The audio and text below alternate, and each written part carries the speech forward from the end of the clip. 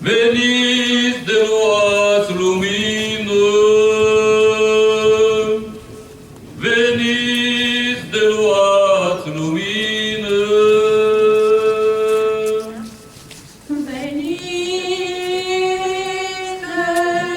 Veniți de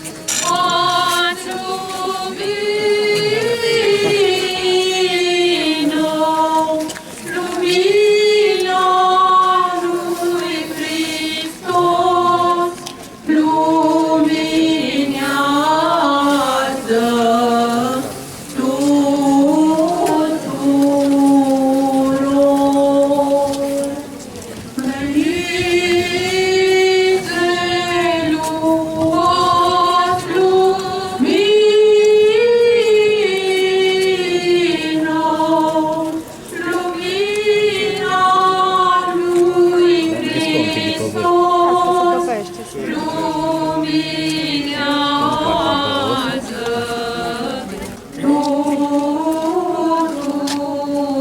lumină. Și pentru ca să ne vrednicim noi asculta Sfânta Evanghelie, pe Domnul Dumnezeul nostru să-L rugăm. Doamne miluiește, Doamne miluiește, Doamne miluiește. În înțelepciune drept să ascultăm Sfânta Evanghelie, pace tuturor! Și Duhului din Sfânta Evanghelie, cea de la Sfântul Apostol și Evanghelist Matei, citire. Slavă ție, Doamne, slavă ție! Să luăm aminte. În vremea aceea, după ce a trecut sâmbăta, când se lumina de ziua cea din-tâia săptămânii, a venit Maria Magdalena și cealaltă Marie, ca să vadă mormântul.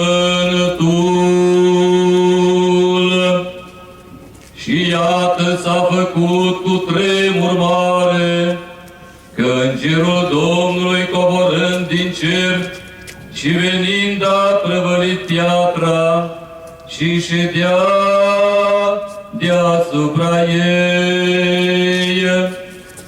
Și înfățișarea lui era ca fulgerul și îmbrăcămintea lui albă precum zăpada.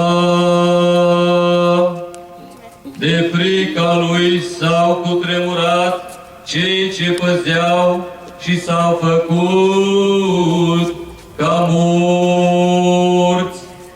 Iar îngerul răspunzând a zis femeilor: nu vă temeți, că știu că pe Iisus cel răstignit îl căutați. Nu este aici, a înviat, precum a zis, veniți să vedeți locul unde a zăcut.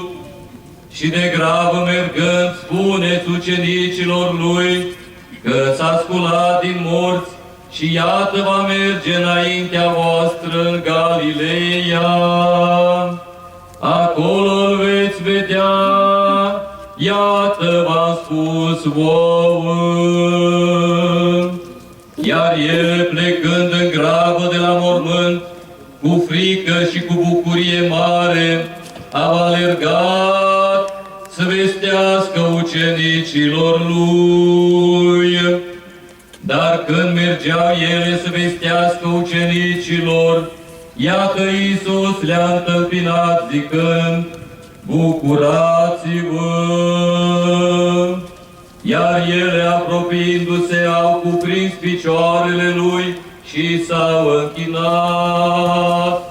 Atunci Iisus le-a zis: nu vă temeți, duceți-vă și vestiți fraților mei să meargă în Galileea și acolo mă vor vedea.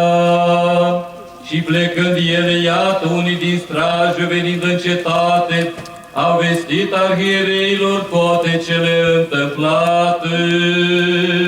Atunci, adunându-se ei împreună cu bătrânii și ținând sfat, au dat bani mulți ostașilor, zicând: spuneți că ucenicii lui venind noaptea l-au furat, pe când noi dormeam.